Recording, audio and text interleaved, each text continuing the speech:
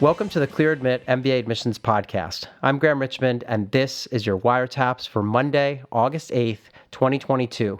I'm joined by Alex Brown from Cornwall, England. Alex, how are things going this week? Very good, thank you, Graham. So I'm pretty excited because last week we kicked off the first of what I presume is going to be many monthly ClearAdmit Plus webinars, where we actually got to meet some wiretaps candidates who had been featured on the show, and others who just posted on ApplyWire. So it was kind of it was a small group because we've just launched ClearAdmit Plus, but I had a lot of fun. It reminded me of our Clubhouse conversations we had last year with some candidates, and so it's always fun to kind of meet the folks that, listen to the show or are kind of actively applying to business school. Yeah, I couldn't agree more. And quite honestly, the quality of those folks was outstanding, I thought. So yeah, I'm looking forward to seeing how they do in the this upcoming season. But yeah, what a great conversation. And looking forward to the next one. Hopefully there'll be a few more folks joining us at that time. Yeah, I think invariably there will be because there are more people joining ClearAdmit Plus each day. So there'll probably be a few more people next time out.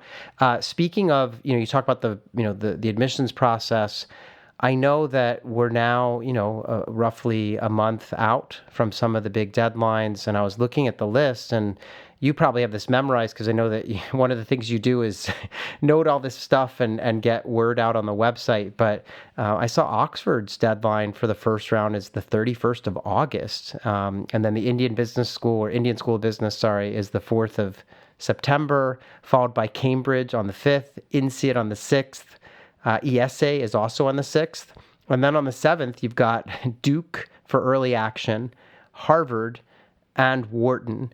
The day after that is Darden on September 8th, and then London Business School September 9th. So that's just the first handful of days in September, and there are a lot of big schools with deadlines. Yeah, it's soon coming around, so it's absolutely, folks need to be really in the weeds now of sort of, getting their first round applications squared away. It does seem like each season it gets just a little bit earlier. I know.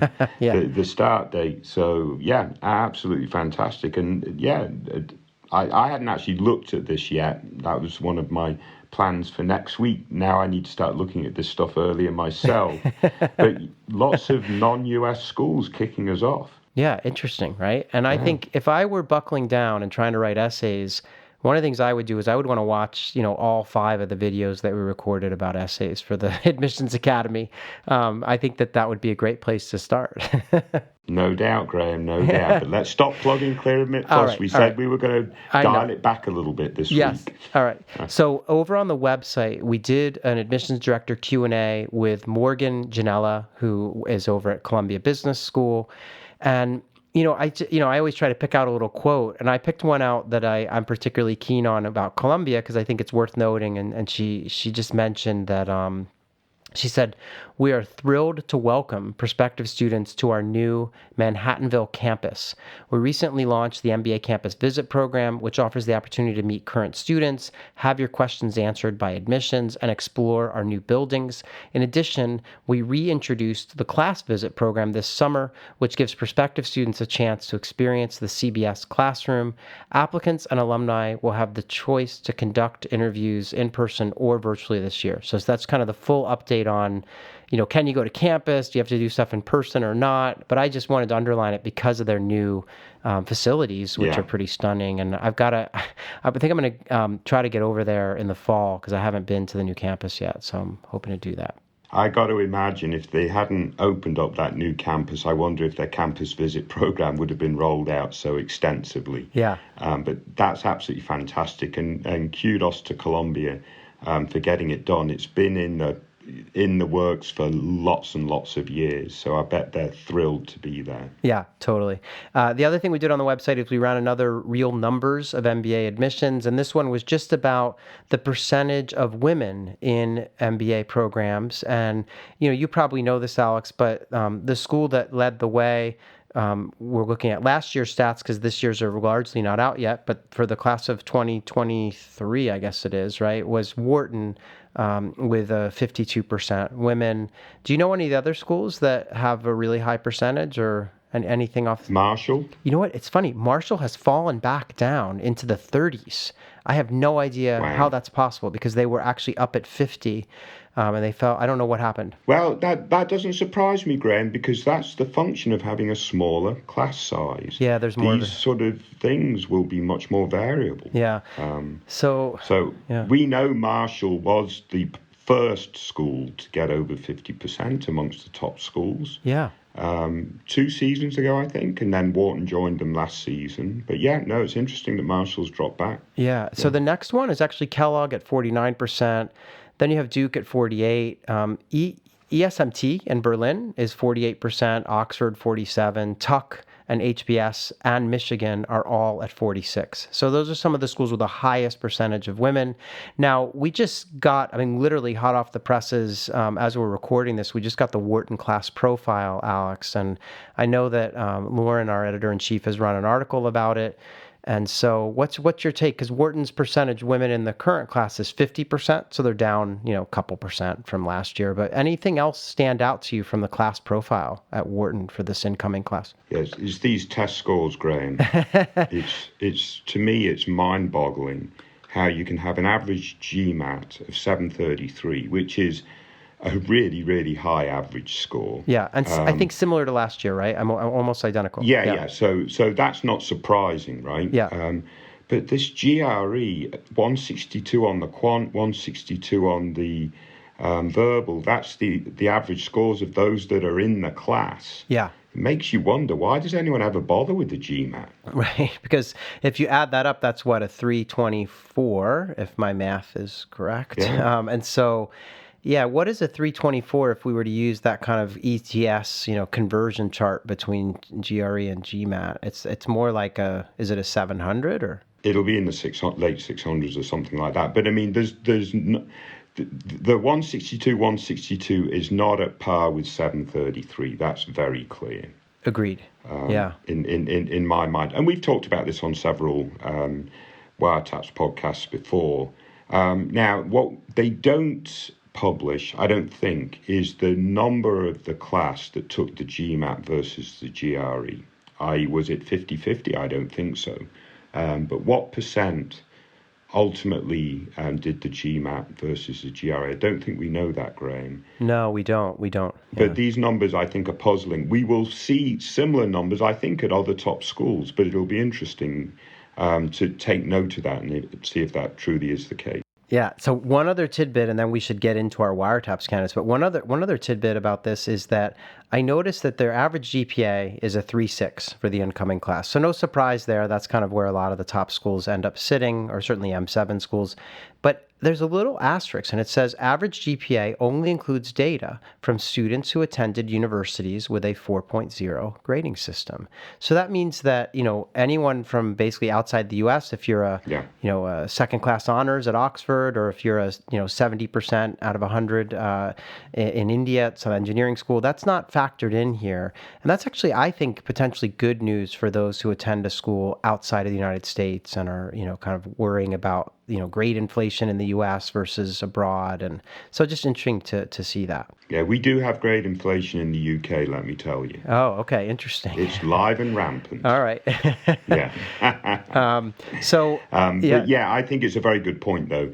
And also another thing that we sort of try to encourage folks, if you do have a degree from outside the U.S., in that optional essay, you want to certainly introduce what your class rank was as another sort of indication of in terms of where you graduated in your class. Yeah, that's helpful. The other quick thing about this profile, Graham, and you did mention that quite a few schools now publish this statistic.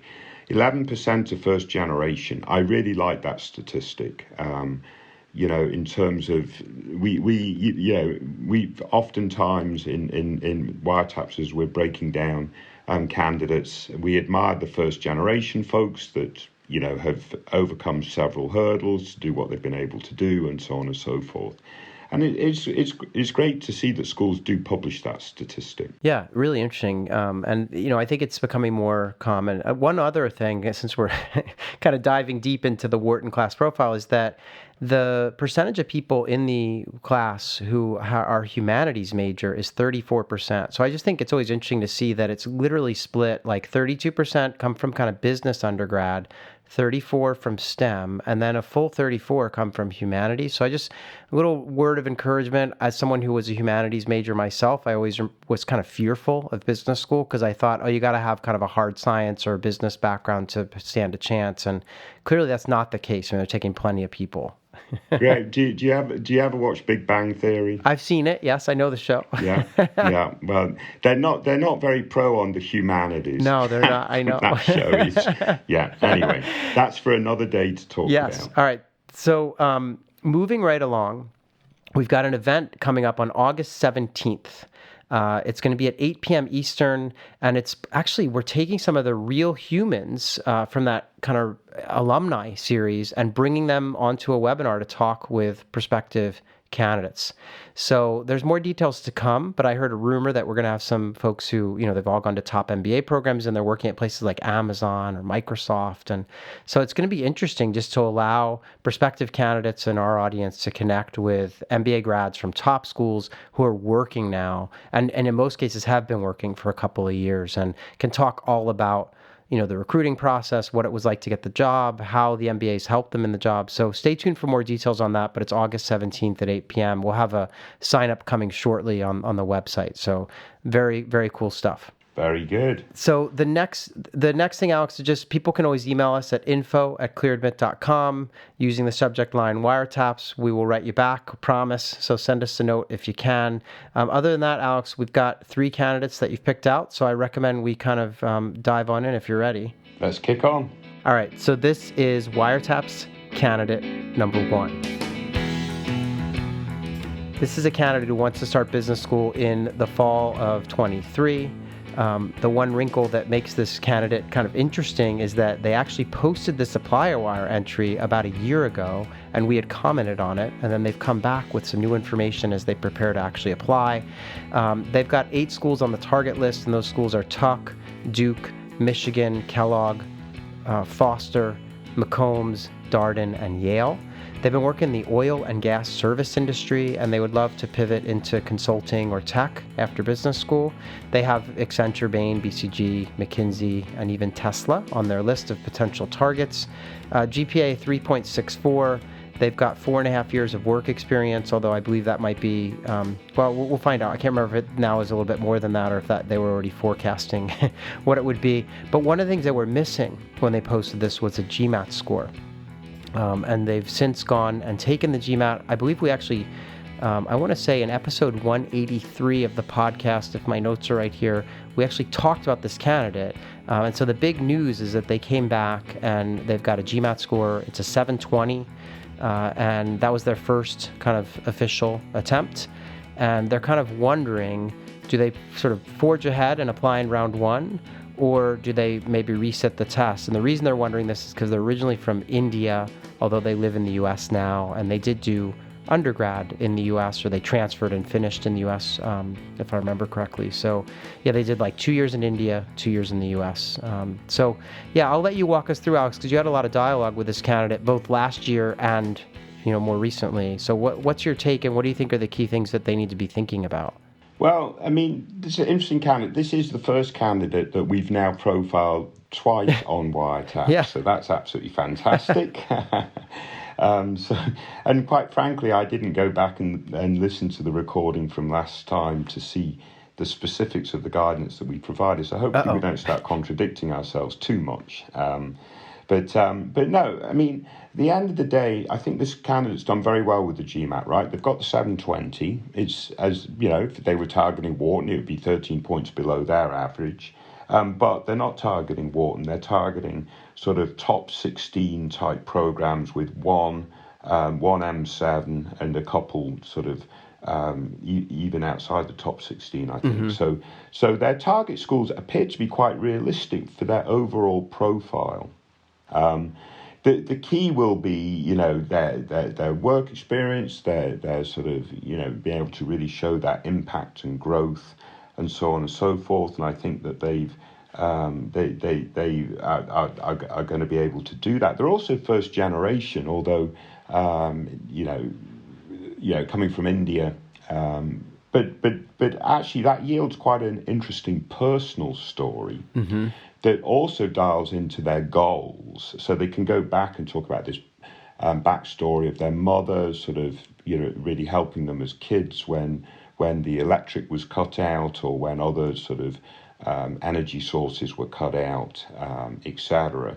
And that sort of put them on this pathway to try to sort of make an impact in the oil and gas industry in sustainable ways for sort of low income or less developed communities and so on and so forth. So the whole story is actually, I think, very interesting. That AdCom should be appealing to AdCom. The real sort of roll of the dice question, and we have a bit of a gambling theme in this episode of Wiretaps, as you'll get from the second candidate. But the whole sort of gamble is, should they apply in the first round with their 720, or should they're considering retaking the GMAT because they reckon they might be able to squeeze 10 or 20 additional points, hit that 730, and then apply in the second round. Now, my quick advice would be apply in the first round, because even though their personal story is actually quite interesting, I think, and they've come to the US and done some interesting things, they still are prone to fall into this overrepresented bucket. Even though I think they can stand out a little bit from it, they're still going to be a little bit prone to that. So the first round will give them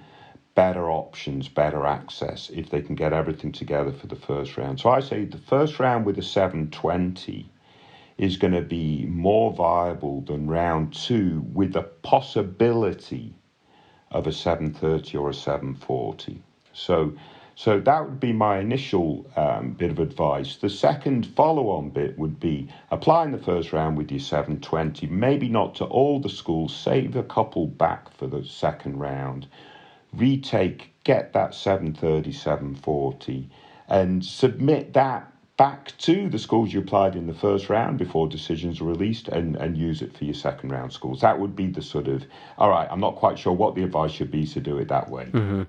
Yeah, it's an interesting dilemma, and I think, the candidate is overrepresented. I mean, they're from India originally. They did the first 2 years of undergrad in India and then came to the U.S., and they did attend a top 10, they claim, mechanical engineering program in the U.S. So I think they did, well enough. I mean, 3.64 is great. Yeah. They've had interesting work experience in the States. So there's some things that start to differentiate them, but they're still overrepresented, I would argue. And so I think it doesn't hurt to stand out. With that said, they mentioned that in their mock exams, they had scored, 710, 700, 700. They did 3 kind of full-length mocks, and then they took the real thing and they got a 720. And so part of me feels like, that's a pretty good score, and that being, like you're saying, in the first round is going to add a lot of value. So I'm confident that given the story they can tell, given some of the unique aspects, that applying in round one with the 720 may be sufficient to gain access to their target schools. Obviously, if they want to, take the test again and apply to some additional schools in the second round, by all means, if they really feel like they could squeeze some additional points. But I'm comfortable and feel like I certainly wouldn't tell them, wait, take the test again and apply in round two. I mean, that would, I think, be a really bad idea. Right. So if it's one or the other, they should apply. Yeah, the one extra thing I'm going to add, Graham, is apply in round one. Be prepared to retake the GMAT, even if they don't have a round two strategy. Yeah. Because this is a type of profile. I know what you're going to say. That might end up getting waitlisted.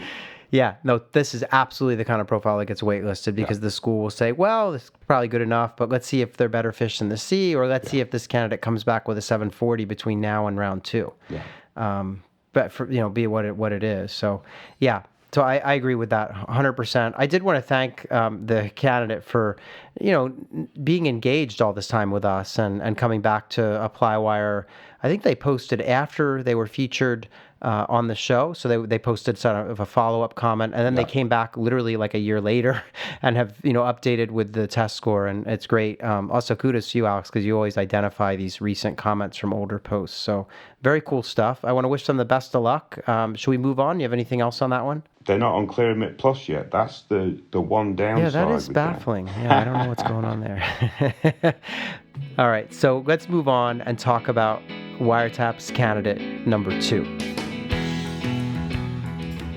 So this is an ApplyWire entry that we received. They are looking to start school in the fall of 23. They've been working in consulting and plan to stay there post-MBA. They're actually a sponsored candidate, so the consulting firm where they work at now is going to foot the bill for business school, and they're going to return to work there. The schools on their target list are Michigan, MIT, UCLA Anderson, USC Marshall, and Austin McCombs. They have a 4.0 GPA from undergraduate. They've been working for 3 years. They're based in Chicago, and they have a GMAT score of 380. The main kind of quandary here is that they've been working as a consultant in a sports and entertainment group at the firm where they're working, and they're thinking about using the MBA as kind of a catalyst to grow their industry knowledge and really build connections in the sports industry before they go back to the same firm to continue that work. But one of the things that they bring up is that they are considered a semi-professional sports bettor and they claim they have published content on the web as this kind of side gig. And they're wondering, how does that play? And they actually point out that in some of the states in the United States, sports betting is not legal. And some of the schools they're applying to are in those states. And so they're wondering, is a school in a state where gambling on sports is allowed? Is that a better thing to talk about? Or how does this play just in general? And so, Alex, I know you interacted with them on the site, and I chimed in too, because this is a fascinating one. But what's your initial take here? Yeah, just a quick thing. They got a 680 on the GMAT. For you did say 380, Graham, so I just want to make sure. Sorry. Yeah, 680. Yeah. Yeah, so just to be clear on that, a 380... working in consulting with a 4.0 would be quite extraordinary. Yeah, that would be, yeah. I think. But all right, let's talk about the GMAT real quick. I think they're going to retake the GMAT, and I think they need to. They have the 4.0 GPA, so they're obviously very smart. I like a 4.0 GPA because that shows commitment over a good long period of time. And so forth. And quite frankly, I think a very strong GPA is very predictive of someone's success at top schools. Mm-hmm. So let's hope they can nudge that GMAT over that sort of 700 hurdle, get it closer to, some of the averages. I mean, they're not targeting the very, very top schools, but certainly it would help to improve that GMAT.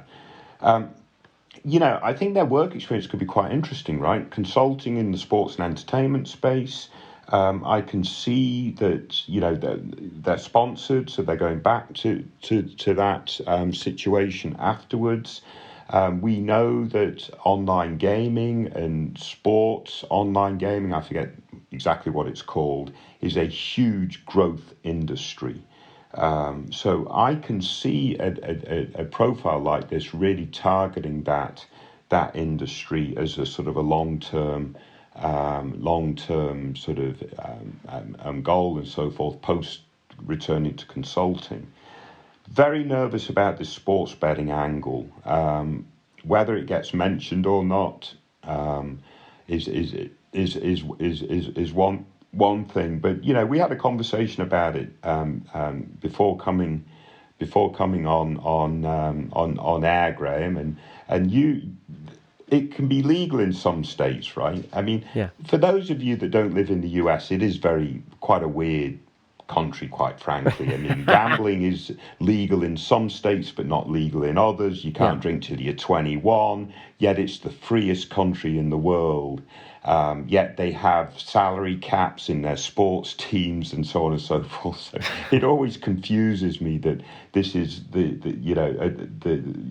the freest country in the world, but they have all these restrictions on stuff that we take for granted in more progressive societies like the UK. Oh, there you go. I'm joking now, right? Obviously, I'm joking, but yeah. But this is a bit of an issue because, there are semi-pro sports better. Well, I come from the horse racing industry. I kind of have a persona in my mind of what that is, and it's not necessarily the most attractive sort of persona, and so on and so forth. And, if you're writing content in that space, how are you making that content available only to those folks that are allowed to read it, right? I mean, if I'm reading the content in a state that's, where sports betting is illegal, is that ethical or not? I mean, I don't get all that. But the other thing that you said was you were comparing it to another industry oh, no. that's legal, but you wouldn't probably write about it in your MBA applications, right, Greg? And you can reveal what that industry is if you like. I was talking about a couple of things. I mean, I think, so first of all, I would actually draw a line between, let's say that this person works at a consulting firm in the sports and entertainment sector, and that they've been assigned to work on several clients who are doing kind of, maybe they're working with Major League Baseball on the betting stuff that MLB is now allowing and is doing, I think, in conjunction with some of the sports betting apps and things like that. So that's kind of a business thing, and they might be able to write an essay about how it's really a big industry, it's growing, and they're kind of interested in staying in the sports and entertainment sector, and maybe specifically in the kind of online betting space, because there are a bunch of big firms there that they've been working with or something. But that's different to me than saying, when I'm not at work, I like to bet on sports and write articles about how to be better at betting on sports. I don't know why, but it could be the sort of Puritan American in me, but there's this element of kind of, I don't know, sort of shadiness with respect to gambling, or, I mean, even, for example, a lot of people talk about how marijuana is legal in some states now and not others, but I don't know that you necessarily would want to talk about how you spend your spare time growing marijuana, or, or sampling all the new types of marijuana that are available, and writing a blog about which ones are best in your state, right? So there's just this sort of like line that gets crossed. And this isn't to say I'm not judging this person. I'm just, again, this is purely me putting on my admissions reader hat and thinking about how an admissions reader would look at it. And so what I asked this person on the site was, do you do anything else? And it turns out, yeah, they coach youth soccer. They do some consulting with a nonprofit. And I just was wondering, like, why not just focus and shine the light on those other activities and keep the sports and any betting related stuff confined to, like, well, I've counseled, companies via my consulting firm that are in that space, and it's an interest, but it's not.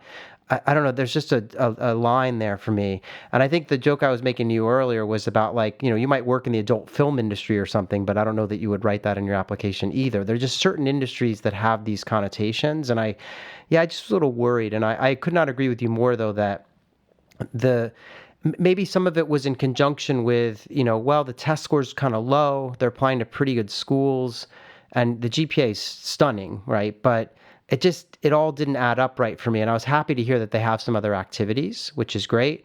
But yeah, having a better test score, showcasing that youth soccer coaching, that would all be great for me in terms of them increasing their odds dramatically of getting into a top program on their list. But that's my take, Alex. Yeah, and we love things like youth soccer coaching because it has mentorship aspects to it. It has... you're giving back, you're doing stuff. I mean, that type of activity is the type of activity that AdCom truly does embrace.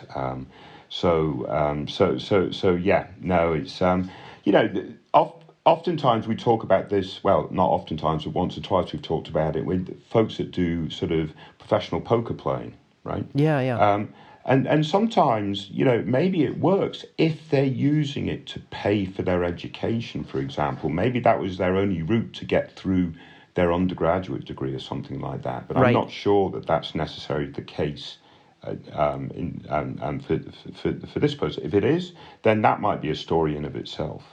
You just reminded me that when we talk about stuff like that, it's again, it's kind of this fine line, but it's also just a case of, I don't know, it's sort of, I would almost liken it to, sometimes we see candidates who talk about how they use most of their spare time to build an investment portfolio. That maybe they're an engineer and they're spending a lot of their spare time investing in stocks and day trading, or, I mean, it's fine. Like, I don't mind that activity. And obviously a lot of people make investments and try to save for retirement or whatever it might be.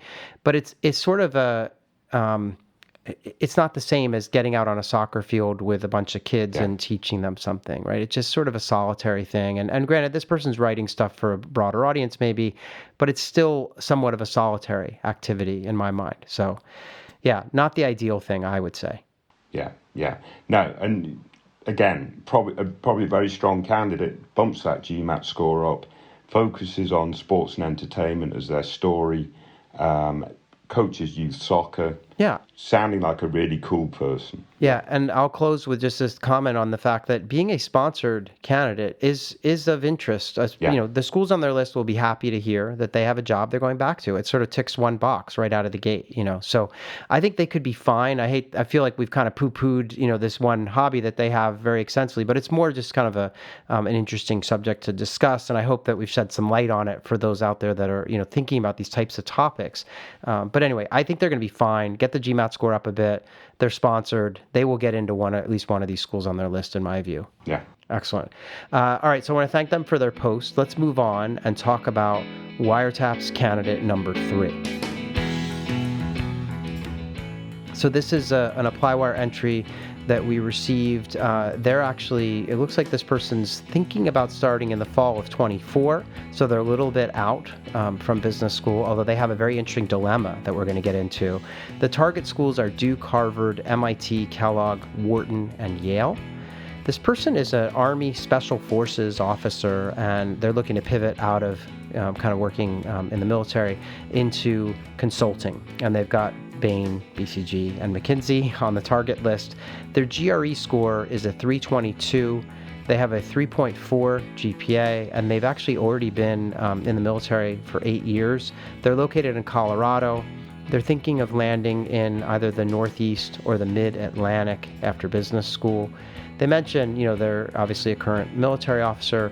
They've got these 8 years of experience, and they're specifically looking for advice about whether they should apply now and automatically try to defer an offer for the fall of 24, or whether they should just wait and apply in the regular round, apply in the regular sort of cycle next year. And the reason they're asking the question is because they know that they're going to be deployed or go on a tour for in the military next fall.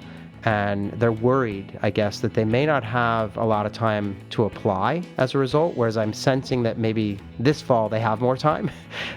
So that's the dilemma. They're kind of like, well, I'm going to be busy, active duty out somewhere next fall, so why don't I apply this fall and just ask for a deferral? So I don't know what you make of that. And I actually wanted to ask you a question, which they didn't pose, but I was kind of curious about, is there a reason that they shouldn't just apply and try to go? Like, do you think that they're required to stay in? Like, they can't leave the military at a certain point? Or I didn't understand that, and I don't know enough about the military to really know how that works. But they've been in for a while, so I wonder what's driving the kind of timeline. Yeah, I mean, I don't know what's necessarily driving the timeline, but they will be 10 years in the Army, Special Forces. When they matriculate, which again puts them on a little bit of the longer end. For sure. So, they're really going to need to justify their fit when they do apply and that kind of stuff. They can certainly justify the YMBA and Y top school, given that they're transitioning from Army to civilian life and so on and so forth. That's a natural pathway, but that fit aspect will be important. I really address in each of the schools why they're a good fit and how they're truly going to get involved. And I think as part of that, they really need to make sure they do reach out to the veterans clubs of each of these programs they're targeting. And they can do all that stuff now. they don't have to wait because, I mean, my recommendation is they wait and apply next season. I don't think this idea of applying this season and then asking for a deferral is the best route. Schools are not necessarily excited to defer candidates that they've admitted in good faith to want to come this season. So when you're then requesting a deferral and saying, well, I'm getting shipped abroad or something, it's like, well, didn't you know that before you applied, et cetera, et cetera. So it can get a bit uncomfortable if you try to go down that route. I would be, you could do a lot of the groundwork now for your application for next season. Again, reaching out to the veterans clubs, that's really good networking. They're going to retake the GRE so they can start preparing and getting that done now. That 322 score, it's only just below Wharton's average right now, but they might want to bump it up and really show Wharton that average is on the lower end, right? Yeah, they mentioned that if they don't hit 327 or something with the retake, that they might look into doing HBS core or one of these kind of prep things. And I love that. Yeah, I mean, that's reflective of someone really understanding the test score, right? Yeah. So retaking a GRE, pursuing potentially HBS core and MBA maths to sort of really round out their sort of academic profile. You got to believe, Graham, that the ADCOM are going to like their profession, their experience in the special forces. There's going to be probably some really interesting stuff that they can draw from that ADCOM generally really like in terms of their experience, their impact, their growth, etc., their leadership experience under stress, etc. So that'll be good. Their goals make perfect sense. Consulting first, and then they're going into non-profit. They've got some family-based non-profit interests. Subsequent to that, so that all lines up. These schools are going to like that. I just don't. Graham, I'm not deferral by design. You labeled this candidate deferral by design. I don't like deferral by design. Yeah, no, I agree. I think they should just wait and apply. Plus, they have their hands full. They got to work on the GMAT the GRE to boost that score.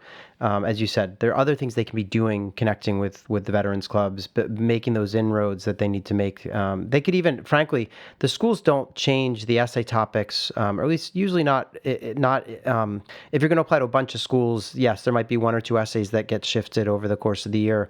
But there's certainly, some things they could write. Like I doubt HBS is going to change their essay question for next year. So they could start even, drafting some of this stuff if they're worried about not having time in the fall. I mean, what they can do for sure is create their personal inventory. They could do all that sort of background work that we talk about in, I promoted again, the Admissions Academy, right? So ClearAdmit Plus. But they can do all that. They can identify who their recommenders are going to be and start having those conversations. And sort of prepping their recommenders, even though it's a year out. The more legwork that they do now, the easier it will be next season, where they're just a bit stressed that they might not have the time to get everything ready for round one, et cetera, et cetera. But I think applying next season is the way to go. Yeah, and I would say two more very small points about this candidate. Number one, they're old, right? And we've mentioned that.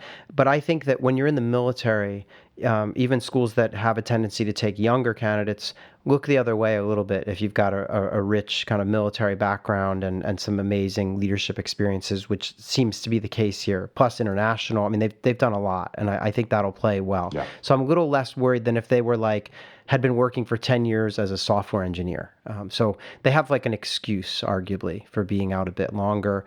That should be okay. And then the other thing I was just going to say is that I'm a little confused about the way they articulated the long-term goals. And I know you asked them a question about it too. And so I think one thing they need to work on is, what is the role after the consulting? I mean, they talk about getting into nonprofit consulting or sitting on some boards, but I really want them to be able to articulate that in a way that everyone can understand. So I understand there may be some family business interests in nonprofit or some background there, but they need to be able to articulate that. And the good news is they have lots of time to work on that story. But I think they're going to be fine, and they should just, do all the background work in the coming months, and then just wait and apply early in next season, and they should be okay. No, very good, very good. All right, so thanks for picking out. I guess we had the GMAT retaker, the gambler, and deferral by design this week. So love it. Thanks for picking these out.